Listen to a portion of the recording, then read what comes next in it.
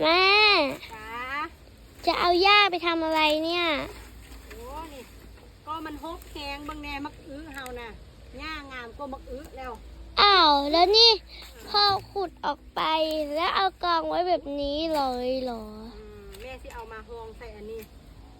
เอาก็สิเอามาห้องใส่แต่อันไหนรังโฟมอันนี้แม่สิปลูกมันผักเสริมแม่สิปลูกผักเสริมต้นแต่ว่ารังมันใหญ่ไงคันเฮาเอาแต่ดินใส่นี่กะโอ้ยเปลืองดินปลูกเขาคักเลยนี่แม่ก็สิจัดการแบบนี้เลยเอาง่ายๆบางทีเขาก็จะเฮ็ดให้มันยากเนาะคนมาเฮ็ดเกษตรบางทีก็จะเฮ็ดเจ้าเหมียวแอบมาดูเจ้าเหมียวแอบมาดูมดคันไฟกัน